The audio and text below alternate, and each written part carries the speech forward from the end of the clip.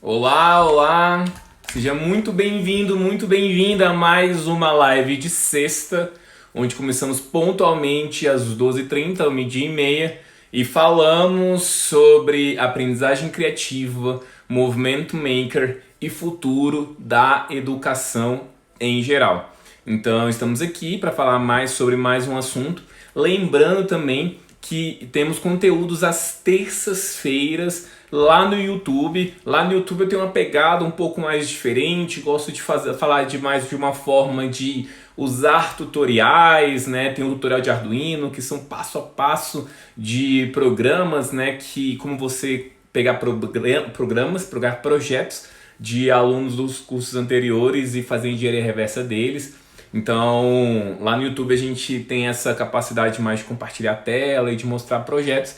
E aqui no Instagram tem essa pegada mais de mostrar ideias, bater um papo com você para a gente ser capaz de dar ideias, né, de como você pode, né, fomentar a sala de aula, como você pode trazer novas ideias, né. Aqui meu grande intuito é te provocar, né, é fazer você repensar sobre sua abordagem, sobre a forma como você vem trabalhando e dar dicas, né? Então são pequenas pílulas aí do que eu venho fazendo no meu dia a dia e do que eu pego, né? Das teorias, dos fundamentos, principalmente da aprendizagem criativa, né? Acho que a base teórica mais forte vem lá da aprendizagem criativa. Bom, então assim, a gente hoje vai falar sobre um termo chamado tinkering. O tinkering, ele vem na verdade, o tinkering ele é uma palavra muito curiosa, né? Quando você pensa assim, poxa, o que é tinkering? Quando eu tava pensando sobre a live, pensar em definir tinkering é muito desafiador, porque não tem uma tradução certa assim, né? Não tem uma tradução, tinkering é isso. Tanto que eu lembro que eu fui na conferência brasileira de aprendizagem criativa que aconteceu em setembro, eu acho, lá em São Bernardo do Campo, né? Foi a segunda conferência brasileira de aprendizagem criativa. A gente falou sobre o seguinte, eu lembro acho que de algumas pessoas usarem o verbo tinquerar. Fala assim, não, então nós vamos tinquerar. Então é uma forma de aportuguesar, né, de trazer para o português o termo tinkering. E então assim, a gente vai trazendo essa abordagem do tinkering. O tinkering, acho que a gente vai definir mais pelo que a gente faz. Então, quando a gente olha lá as imagens, né, da live de sexta, que é geralmente o quê? É um garotinho, né, tentando pegar um monte de pecinhas, um monte de coisinha, o fuçador. E ali ele tá passando por um processo de tinkering. Então, o tinkering não é exatamente um maker, né? O maker ele é o fazedor, ele põe a mão na massa, mas o tinkering seria o fuçador. Então, quando ele tá lá desmontando alguma coisa, quando ele tá vendo alguma coisa, o grande objetivo, tipo assim, ele não tem um objetivo claro, ele não tem um plano, ele só tá fuçando, ele só tá juntando as coisinhas ali. Teve uma vez que um colega meu postou algum post, alguma coisa no Facebook, que ele tinha lá, ele é engenheiro hoje, né, mecânico, e ele tinha o costume de pegar carrinho, desmontar e às vezes tirar aquele motorzinho e fazer um ventilador girar e tudo mais. Então assim, pro desespero da mãe, né, porque a mãe pensa, poxa, eu comprei esse carrinho de controle remoto, e esse carrinho é caro e não sei o que. E aí o guri ia lá e desmontava e montava uma outra coisa e se sentia um gênio, né? Nossa, eu fiz mexer o ventiladorzinho lá do não sei o que. E o brinquedo lá tá destruído. Mas assim, o tinkering é isso, é o fuçar. É você o abrir, você tentar criar coisas. E o tinkering ele traz não é uma dor, né? Mas uma aflição, porque você fala assim, cara, ele parece que não vai dar em nada, né? Porque ele não tem um plano, ele não tem um direcionamento. A gente vai falar mais sobre isso ao longo da live também, né? Porque como o tinkering, ele não tem um direcionamento muito claro, e aí isso é a maior aflição do mundo para os professores. Por quê? Porque a gente já trabalha de uma forma planejada, a gente já trabalha de uma forma estruturada. Então, você propor uma atividade em que você não sabe onde vai dar o final é uma dor muito imensa. Lá no livro, né, do Lifelong Kindergarten, né, que o professor Mitchell Resnick que vai falando, que acaba sendo uma das grandes referências que eu trabalho aqui, ele conta a história de um garotinho chamado Nick, em que o pessoal lá do MIT estava fazendo uma oficina com Lego e tudo mais, com Lego de robótica, né, o Mindstorms, e basicamente esse Nick estava lá montando um carrinho, né, montou um carrinho, motorzinho e tudo mais e, sei lá, foi plugar no computador, em algum momento o carrinho caiu e a roda soltou e ela começou a vibrar. Então, assim, o primeiro pensamento do Nick, assim, que a gente pensa é, poxa, deu errado, né, o projeto que ele vai fazer, ele vai montar de volta. Só que o garoto, ele ficou intrigado com aquela questão do motor vibrar, né, para ele o motor não era essa a função do motor. E aí ele mudou o projeto dele, ele começou a montar uma estruturazinha que ficava com 4 perninhas e ela vibrava, né? E aí a partir desse ele colocou o motor para vibrar e não para andar, né? Que seria aquela forma tradicional do motor do robô andar. Então ele colocou essa vibração e aí ele ficou tipo andando as 4 perninhas tipo vibrando assim, né? Então ele mudou completamente. Só que ele queria que ele andasse mais rápido. E ele lembrou que o seguinte, quando ele andava de skate, né, ele andava de skate, se ele girasse o braço dele, ele ganhava velocidade. Então ele pegou um conceito, né, lá da brincadeira dele, lá do skate, e colocou um braço no motor para que ele girasse e com isso você tivesse, né, aumentasse a velocidade. A velocidade aumentou tanto que aí um colega foi e reforçou a base dele e tudo mais. Então, esse é um processo clássico de tinkering. Né? Ele pegou uma coisa, pegou um motor, não usou da forma tradicional, não usou da forma de estruturar lá o carrinho, ele descobriu uma coisa no meio do caminho que geralmente é uma coisa assim, poxa, meu projeto deu errado, e ele foi ressignificou, né? O tinkering vai ter muito essa coisa da ressignificação, e fez lá o outro projeto, pegou um conceito lá da vida dele, foi misturando, foi fuçando até que aquilo virou alguma coisa. Eu lembro quando eu fui na primeira conferência de aprendizagem criativa de Curitiba, tinha um cantinho lá, em todas as conferências eles fazem isso que eles chamam de cantinho mão na massa. E é muito legal esse cantinho, geralmente é um espaço onde você tem LEDs, você tem pequenas baterias, você tem papelão, você tem várias coisas.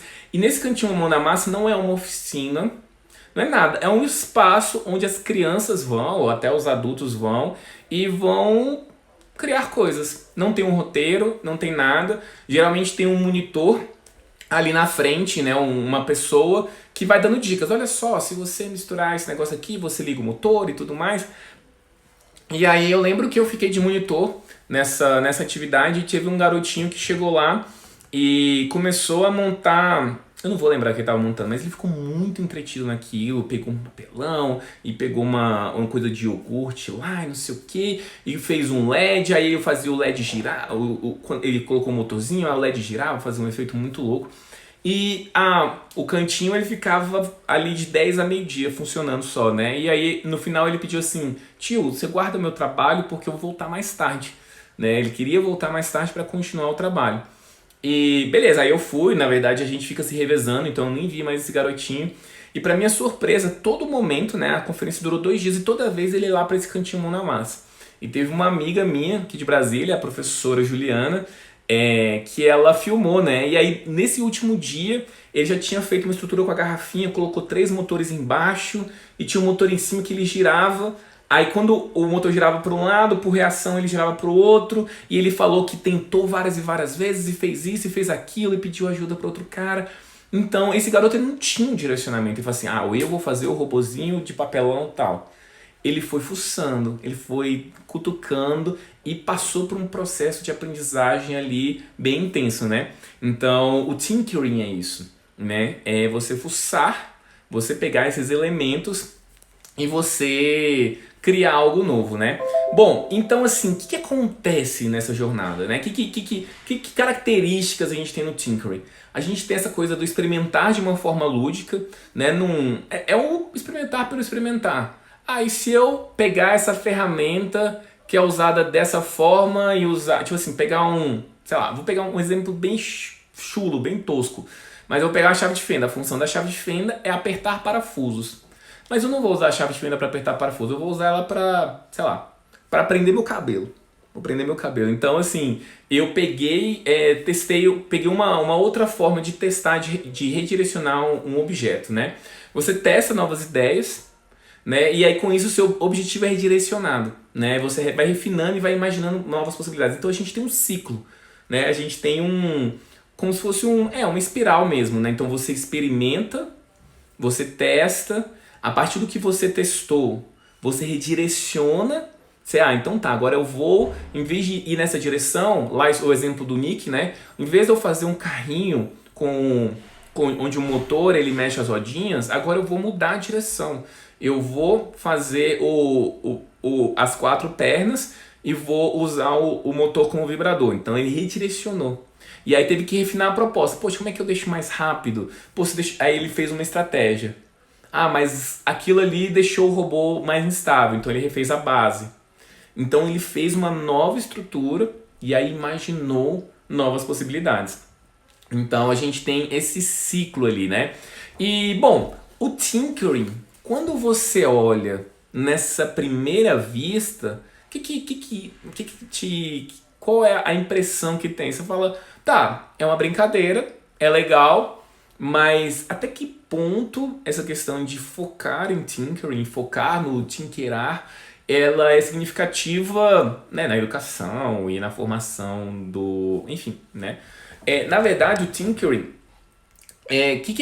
para quem já acompanha aqui há um tempo, eu bato muito na tecla da criatividade, né? Eu sempre falo que a tecnologia ela não é um fim. Aprender programação em robótica não é um fim em si mesmo. Ela é uma ferramenta para potencializar a criatividade. E por que a gente quer potencializar a criatividade? Porque a criatividade é uma excelente ferramenta para a gente se readaptar perante as grandes mudanças. E o tinkering tem tudo a ver com readaptação.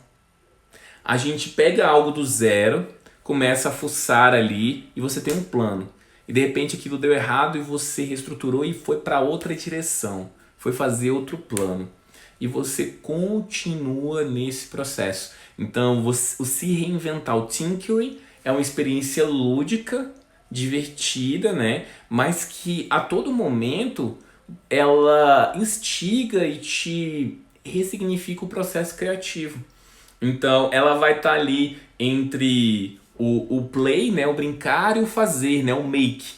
Então é a junção entre esse brincar e esse fazer. E de novo, né, como eu estava falando lá no começo, é muito desafiador para a gente que entra em sala de aula focar no tinker. Por que é o focar no tinker? É basicamente você deixar um monte de objetos, um monte de estruturas e falar para os alunos, vai lá, faz alguma coisa aí. E o que a gente está muito acostumado? A gente está acostumado a ter estrutura, né? Eu vou trazer uma proposta para essa turma e eu sei que ao final eu vou ter um resultado né? Então, se eu vou dar uma aula de soma e, e subtração, ao final eu quero que eles saibam calcular, saber calcular quanto que é 1 mais 1, ou saber calcular quanto que é 10 mais 10, 10 mais 12, então você tem um objetivo muito claro, muito bem definido, né? Inclusive, isso acontece até com o próprio movimento maker, né?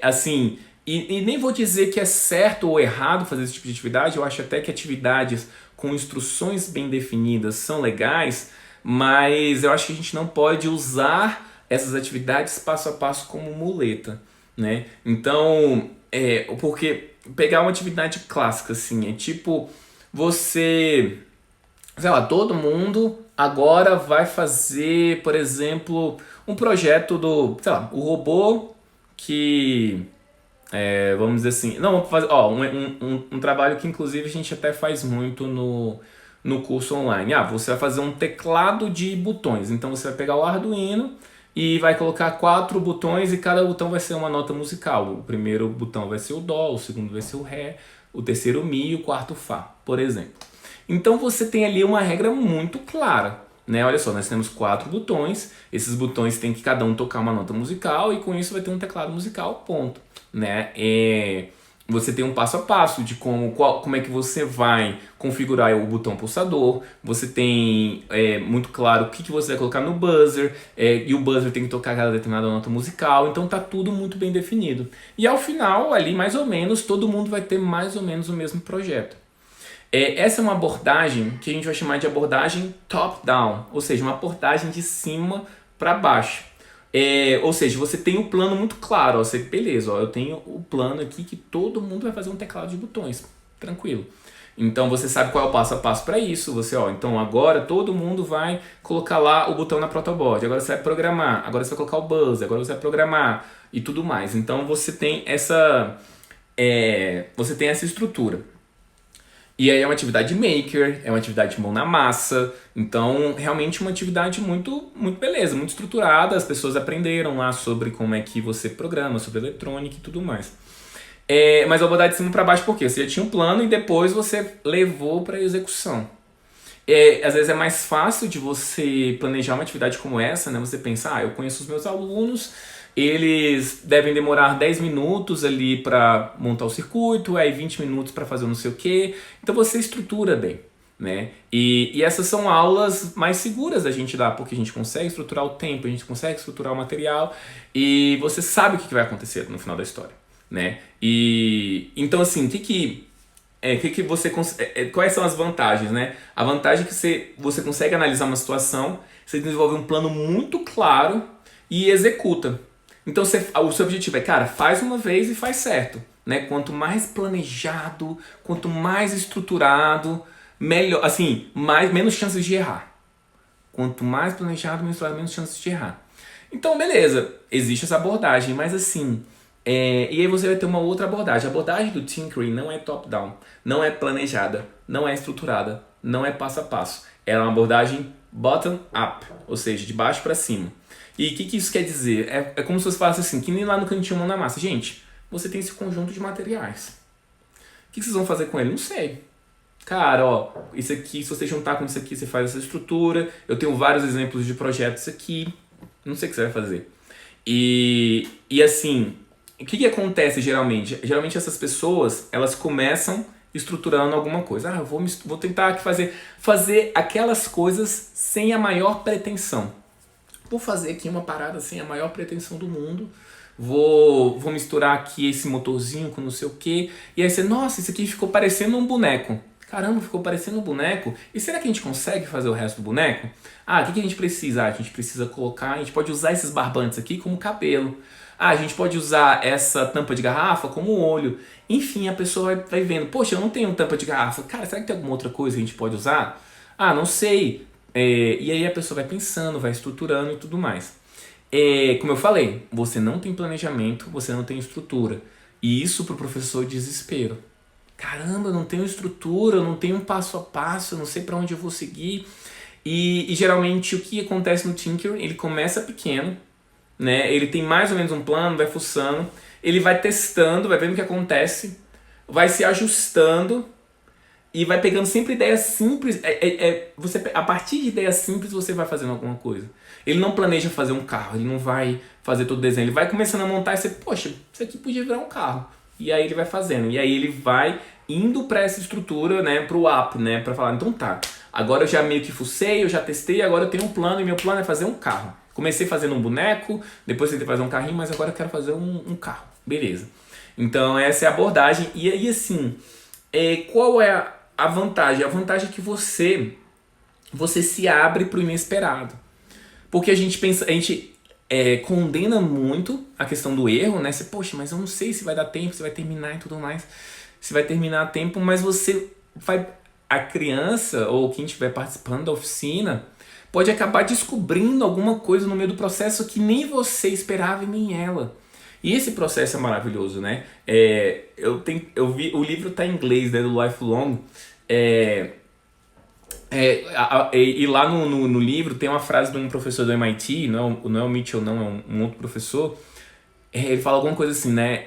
If you plan everything, you don't get lucky. Seria mais ou menos assim: se você planeja tudo, você não dá margem para sorte, né? Se você vai seguir o roteiro, você não vai ter imprevistos, e não ter imprevistos Pode ser algo bom, né? Porque você sabe qual é a rota, mas pode ser algo ruim, porque você perde a oportunidade de passar por algo maravilhoso, né? Inclusive, existem dois tipos de estruturas que são muito comuns, que a gente vai vendo no nosso dia a dia, que são mais tinkering do que qualquer outra coisa, a gente não faz ideia, né? E algumas delas até parecem um tanto linear. Vamos pensar em um projeto de ciências, né? Um projeto científico. Um projeto científico, quando a gente vai para uma feira de ciências e tudo mais, seja de criança ou seja realmente uma feira onde alguém está mostrando um artigo, seja um mestre, um doutor, nós vemos o artigo lá bonitinho, né? Um resumo, a hipótese, não sei o que, as análises de dados, e você pensa assim, caramba, aquilo ali está contando a história de uma forma muito linear, né? Ele queria pesquisar sobre o coronavírus, né? Agora o coronavírus está na moda. Aí ele foi, aí analisou, aí ele testou aquela bactéria, aquele fungo, aí testou uma vacina e foi, analisou os dados e deu certo. Aí você, poxa, que legal, pô, muito esperto ele. E na verdade, o processo científico é mais tinkering do que a gente imagina. Ou seja, não é linear, não é redondinho, não é tipo assim, eu fui lá e fiz e deu tudo certo. Ele provavelmente tinha uma hipótese. Se eu fizer tal combinação aqui, isso aqui vai ser uma vacina boa. Aí ele testou e deu errado. Aí ele, não, vou ter que testar outra coisa. Ele testou a vacina e deu errado. Aí, caramba, meu Deus, isso aqui não dá certo. E aí, do nada, alguém dá uma ideia pra ele, ele testa outra coisa e aquela coisa dá certo. E ele começa a focar muito naquela ideia que deu certo, ele vai analisando se não foi sorte, se foi sorte, se era um efeito placebo e tudo mais. E aí, a partir disso, ele consegue coletar dados e escreve o artigo. Quando a gente vê lá o artigo bonitinho, você fala, poxa, olha só, o cara é muito inteligente e tal. Assim, ele é muito inteligente, mas ele passou por um processo de tinkering. Ele começou pequeno, foi refinando as ideias, foi testando até a hora que ele achou uma veia que ele conseguia trabalhar e aí ele seguiu aquilo toda a vida. Cristiane Krika está perguntando um negócio aqui. Acho que não tem um plano, trabalha com a criatividade mais aberta. Acho que nem tem um plano que trabalhe criatividade mais aberta com imprevistos para lidar. Assim, na verdade, a criatividade é bem desafiador isso, né? Tem um plano, mas não é um roteiro bem determinado. Não é um roteiro que você pode dizer passo a passo. Vou dar um exemplo. Eu falei sobre isso na live do YouTube. O que acontece? Eu estava prestando serviço para uma empresa que estava querendo desenvolver exatamente planos de aulas criativos e tudo mais. Aí você, plano de aula criativo, como é que é isso? E eles tinham uma estrutura muito interessante, né? Um framework que eles criaram e a partir daquilo eu usava o meu conteúdo, né? Que é mais focado em tecnologia. E tinha uma coisa que eles faziam que eram níveis de complexidade. Então assim, eu vou ensinar sobre, sei lá, vou fazer uma atividade sobre contar histórias. E aí lá no Scratch. Então, o primeiro passo, a atividade nível mais básico que a pessoa é fazer, sei lá, colocar 2 personagens e um vai falar e depois que esse personagem termina de falar, o outro começa a falar. Isso parece super simples, até óbvio numa comunicação, mas para quem está começando a programar isso é meio chato, é meio difícil. A pessoa tem que calcular o tempo que vai terminar para a pessoa ler e aí vai calcular outra parada, então você pode fazer isso. E aí um outro nível de complexidade é, monte uma história com 10 frases.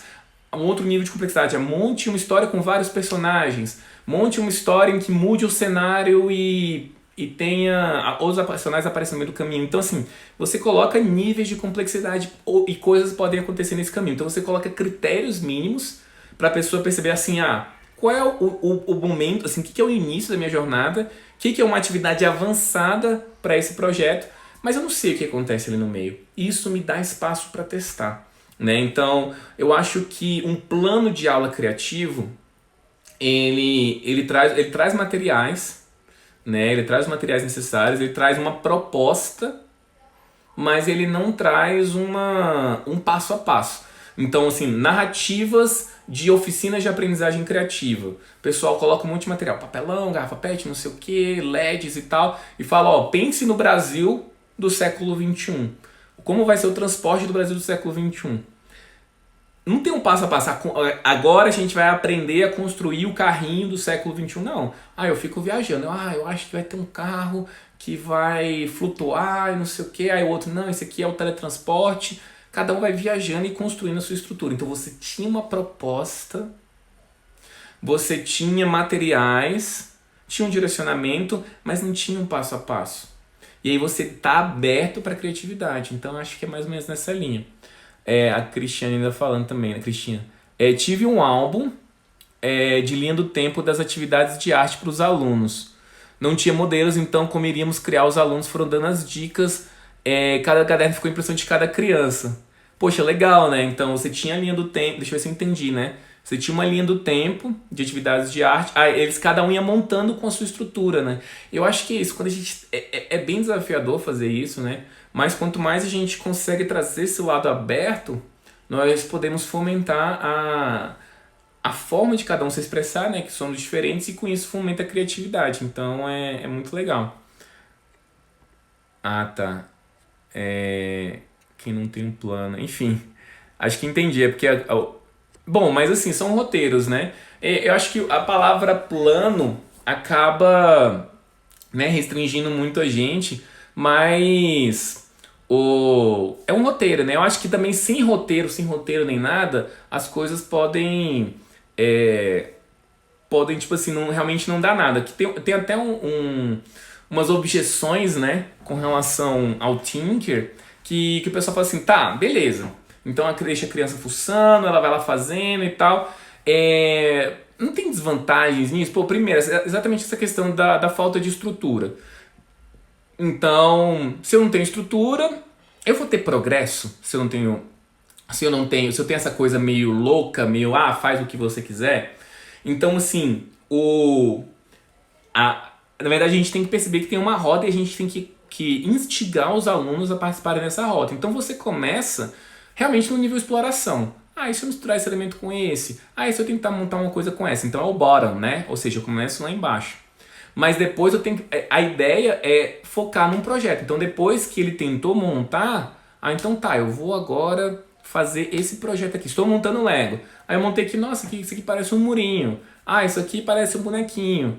E aí, se eu juntar isso aqui, nossa, acho que a gente podia fazer um castelo. Pronto. Você tem o plano do castelo. E aí você tem um plano direcionado para isso. Mas não era o começo. Gente, nós vamos fazer um castelo. Pessoal, a gente vai fazer um castelo. Não. Você foi fuçando, foi não sei o que, depois você foi para um ponto. Então, assim, você ficar só no fuçar também não é uma coisa legal. Se ficou só fuçando e não vai para nenhum lugar, também não é legal. Então, o objetivo é esse fuçar, mas depois você chegar, escolher uma coisa. Então tá, agora eu vou continuar aqui. Ó, o Alex falando assim, né? Acho que o nosso trabalho é de nortear. Eles precisam fazer por conta própria, mas com o norte bem definido. É por aí, Alex. É por aí. Eu acho que nortear é uma palavra maravilhosa. Então você norteia, existe esse caminho, existe essa rota. E aí eles vão tentar... É como se falasse assim, eu quero ir de Brasília pra Goiânia. Cara, se vira. Você vai ter, assim, estradas oficiais tem umas 2. E você pode, inclusive, não, eu vou por São Paulo. É um caminho totalmente contra-intuitivo, não tem nada a ver ir por São Paulo, mas você pode ir por São Paulo e voltar e chegar em Goiânia. Inclusive, isso parece bobo e parece, assim, que não tem nada a ver, né, você começar assim, mas isso é, inclusive, uma forma muito parecida de como as startups funcionam, né? As startups que dão certo. Então tem um livro que é considerado assim a bíblia das startups, né? Tipo assim, a pessoa que está começando uma startup, ela fala, cara, você tem que ler esse livro, chama Startup Enxuta.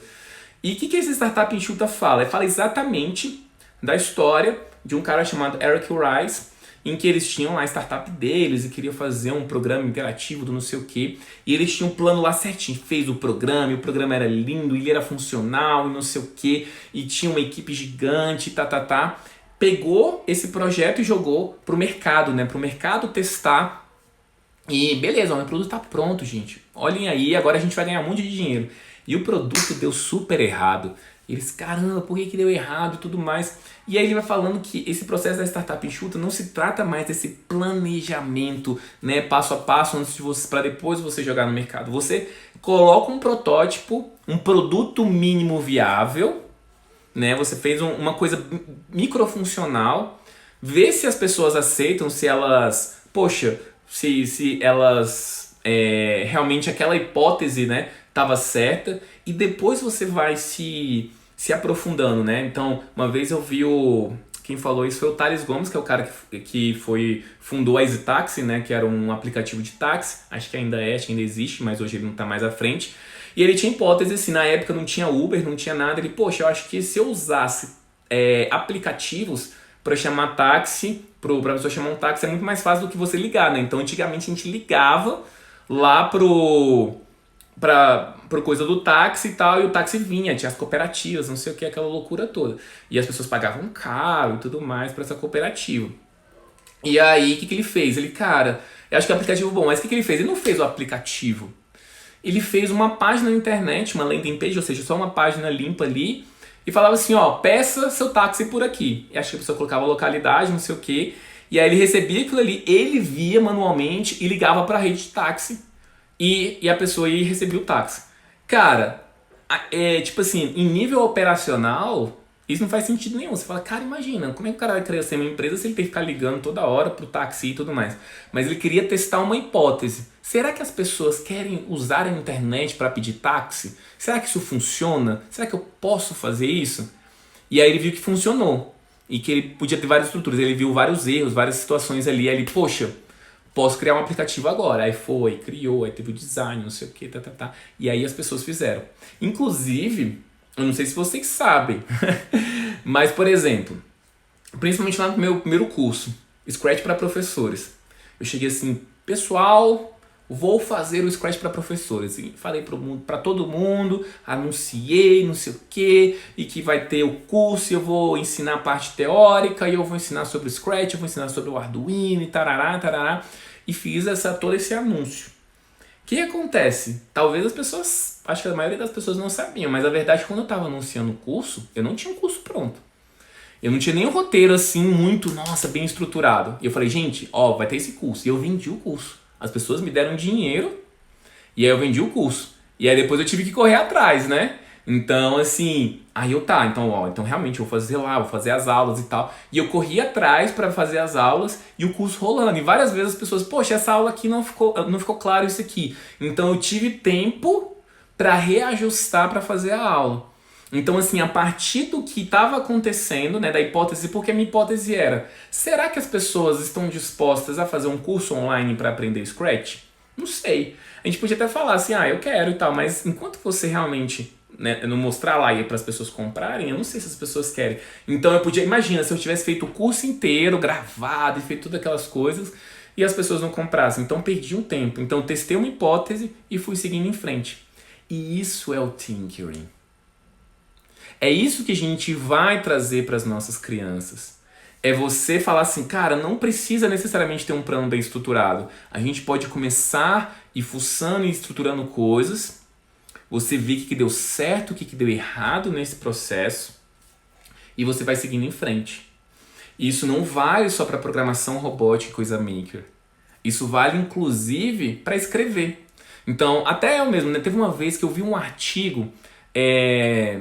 A primeira vez que eu tive contato com isso foi um cara chamado Ryan, mas ele pegou de um outro professor, sei lá, dos Estados Unidos, que ele falava assim, era a lei dos 50 pounds, que ele acabou traduzindo como lei dos 20 quilos. E assim, esse cara era escritor e ele falava assim, e o escritor ele tinha muita dificuldade, porque o escritor fica muito assim, eu vou esperar a inspiração para escrever, eu vou esperar ter a ideia perfeita e concatenada para escrever lá e tudo mais. E antes de falar do escrever, né, eu vou voltar antes na história. Ele participou de uma pesquisa, o professor lá fez uma pesquisa que era assim, separou 2 grupos de alunos e a atividade era fazer lá um negócio com argila. Falou para um grupo de alunos assim, você vai fazer o trabalho com argila, tá? Você vai fazer o trabalho com argila e você só vai ter uma chance, mas você tem que fazer o trabalho mais perfeito. Então, cara, toma muito cuidado, faz o trabalho mais perfeito ali. Aí beleza. O outro grupo é assim, Cara, você vai fazer um monte. Não preocupa se você vai fazer o trabalho mais perfeito, mas você faz um monte. O seu objetivo é fazer o máximo que você puder. Beleza, aí cada um fez. Quando terminou e foi ver os trabalhos finais dos dois grupos, aquele que fez mais vezes, tinham trabalhos com maior qualidade do que aqueles que se preocupavam em estar perfeitos. Por isso que a lei dos 20 quilos é porque eles gastavam 20 quilos de argila para chegar, para fazer, tipo assim, faz 20 quilos de argila lá com o molde e tudo mais. Então o processo de fazer trouxe a masterização. O processo da mão na massa trouxe a masterização. Então você tira o peso do erro, né? A gente tira a questão do perfeccionismo. Ah, você não pode errar, você não pode. Não, você erra, você aprende no processo e aí você vai ter a coisa melhor possível. Ele levou isso para escrita. Inclusive é uma coisa que eu faço até quando eu construo palestra. Tem vezes que eu não tô com a ideia bem alinhada. Eu só vou escrevendo um monte de coisa, sem coerência, sem coesão, só escreve. Vou escrevendo, e aí depois eu, nossa, tem essa história que é boa para conectar. Ah, tem tal situação que é interessante. E aí você vai conectando nessa jornada. E aí depois você vai ter uma coisa grossa, mal feita, mal estruturada, mas você vai ler aquilo ali e você pode fazer um ajuste fino. Aí você vai ler de novo, vai ler com calma, vai estruturar as ideias, vai concatenar as ideias. Mas assim, talvez essas ideias não viriam se você tivesse preocupado em fazer o plano perfeito. Então, inclusive, o tinkering, ele existe não só para as coisas mão na massa e tudo mais, mas existe também no processo de escrever, por exemplo, escrever uma história. Você começa. Acho que o primeiro passo é isso. Cara, começa. Vai lá e faz. Porque a jornada que vai te ensinar. O Tim Keller fala sobre isso. Então, assim, a jornada que vai te ensinar. É a mesma coisa o Scratch. O Scratch ele foi estruturado de uma forma totalmente alinhada com o Tinker. Porque você tem blocos lá. Quem já trabalhou com Scratch, com as crianças, é clássico, é batata. Você fala assim, gente, vou ensinar aqui o Scratch, ensina duas coisinhas. Eles vão e jogam um monte de bloquinho e começam a misturar os bloquinhos, não sei o quê. Aquela bagunça toda, ele vai testando, né? Do nada você vai escutando um barulho daqui, do nada você vai vendo o bichinho girando de um jeito, não sei o quê, porque ele vai experimentando e fuçando. Essa semana eu comecei um trabalho assistencial numa região aqui em Brasília, na região da Samambaia, que é uma cidade mais na periferia, num espaço chamado Lamana, e lá eu tô fazendo um trabalho voluntário para trabalhar com robótica e tudo mais. E eu apresentei exatamente o Scratch para eles. E, assim, fiz uma atividade antes, depois eu até posso comentar sobre isso. Mas do Scratch eu fiz uma atividade lá que era o anime o seu nome, né? Então lá você tem várias letras. E eu ensinei como você pode trocar de cor, como você pode movimentar e tudo mais. E deixei pra eles, ó, agora vocês vão fazer, tenta escrever o nome inteiro de vocês e vocês vão fazendo, vão fuçando e tudo mais. Então você incentiva a pessoa a colocar lá o bloquinho e tal. Pra quem programa, né? Quem programa sabe que as linguagens tradicionais de programação, elas podem ser um tanto, trazer uma certa aflição, porque você coloca lá, você tem uma ideia, você coloca o código, mas aí dá erro de compilação, não sei o que, e o bloco não, você só tira, coloca, deu certo, você não tem esses erros, né, que travam o processo, então ele permite esse processo de experimentar. Então foi exatamente o que aconteceu lá na sala. Teve uma hora que, do nada, o menino misturou um barulho de trombone com um barulho lá do gatinho e não sei o que, a coisa muito louca. Aí o outro pegou a letra O e colocou um chapéu lá e fez um desenho, falou que era o Goku e não sei o que. Então cada um foi fuçando e aprendendo sobre a plataforma. Eu poderia dar uma aula passo a passo, falar, gente, olha só, esses são os blocos de movimento, esse é o bloco que gira, esse é o bloco do diálogo e tudo mais. E não, geralmente, lógico que é importante você dar esse norte, você falar sobre pequenas funções, mas quanto mais cedo vocês colocarem eles no front, para eles colocarem a mão na massa, mais eficiente, né, vai ser esse processo de experimentação e ele vai armazenar aquela informação, né? Até para ele ter a dor, né, do tipo assim, poxa, eu tô tentando há um tempão fazer tal coisa, e quando você vai explicar, aí ele vai te ouvir muito mais. Mas se você vê, você fala assim, ó, não faz assim, ele vai lá e faz. É porque ele é teimoso? Não, é porque ele nem passou pela dor de não conseguir realizar aquela tarefa e de não fazer aquela coisa. Mas quando ele passar pela situação em que ele precisa entender aquele fundamento, em que ele precisa fazer aquilo depois de testar muito e você chega com a resposta, ele absorve de uma forma muito diferente, né? Então eu contei uma vez a história do professor Mitchell quando foi ensinar variáveis pro garoto. O garoto queria muito colocar contagem de pontos no joguinho dele. Ele queria e estava muito aflito. Chega o professor Mitchell e fala assim, ó, aqui é assim que você faz variável, tá? E o menino abraça ele de um tanto, nossa, muito obrigado. E o questionamento depois que o professor Mitchell faz é, quantas vezes o seu aluno te abraçou por você ter ensinado variáveis para ele?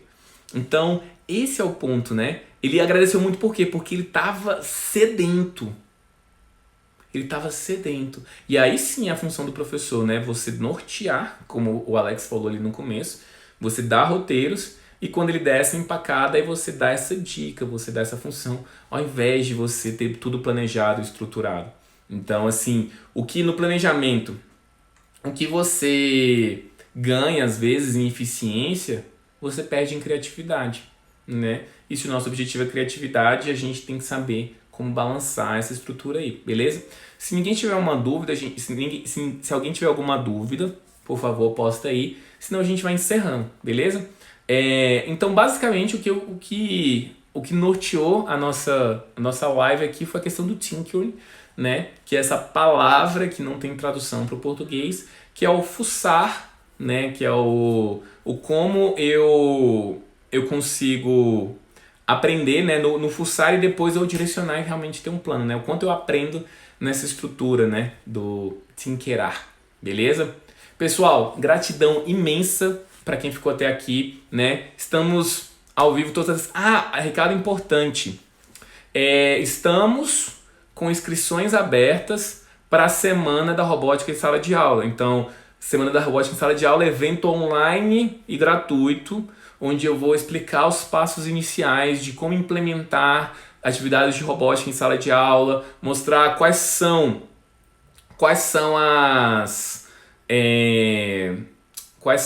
os primeiros passos, mostrar como você consegue fazer de uma forma simples, né? Como você consegue fazer de uma forma mais intuitiva, mais clara, como você consegue engajar os alunos nesse processo, ou seja, como criar, né, essas experiências assim, que encantam os alunos, porque você só vai realmente ter a atenção deles se você encantá-los. Isso é independente de robótica ou não. A robótica, mas a robótica é uma excelente ferramenta para isso. Então, para quem quer iniciar, para quem já viu, já é aluno, manda para outras pessoas. É um evento gratuito, vai acontecer do dia 23 a 27 de março. Beleza? Em seguida, eu vou estar abrindo uma nova turma do curso online, mas aproveita essa parte, que ela é gratuita, né? Então, se você quer entender, aqui nas lives eu gosto de postar muito conteúdo, mas é uma coisa mais pulverizada. E na semana é uma conversa mais direcionada. Então, é um papo muito legal para quem está no começo da trajetória, beleza? A Lidiane pediu uma bibliografia. Lidiane, olha só. Tem o próprio livro do Lifelong Kindergarten, do Mitchell, né? Não tem, a primeira má notícia, eu nunca vi conteúdos em português, assim, diretamente para o Tinkering. O próprio livro do Lifelong Kindergarten faz isso. Tem um livro que é bem do Tinkering mesmo. Deixa eu até... Eu tô olhando um livro aqui que faz a referência a outro livro. Deixa eu ver se eu consigo... Que ele chama The Art of Tinkering, né? The Art of Tinkering. Então, mas que também está em inglês. O que provavelmente tem, eu não vou conseguir falar com muita propriedade, lá no site da Aprendizagem Criativa, aprendizagemcriativa.com ou .com.br, não vou lembrar. Mas o site da Aprendizagem Criativa tem uma parte de bibliografia, de materiais, alguma coisa assim. Geralmente é no último canto. E tem vários artigos traduzidos e artigos de pessoas que produziram aqui no Brasil mesmo. Então eu acho que se tem algum material sobre Tinkering, é lá. Se eu esquecer, você me avisa, me chama no inbox aí, que eu dou uma olhada, mas você já pode olhar lá. Pode olhar lá, provavelmente tem alguma coisa sobre Tinkering por lá. Beleza? Pessoal, satisfação imensa sempre estar com vocês aqui. Muito obrigado por mais essa live de sexta. E a gente vai conversando. E aguardo vocês nas próximas lives, na terça, lá no YouTube, sexta aqui e também na Semana da Robótica em Sala de Aula. Valeu, pessoal. Fortíssimo abraço.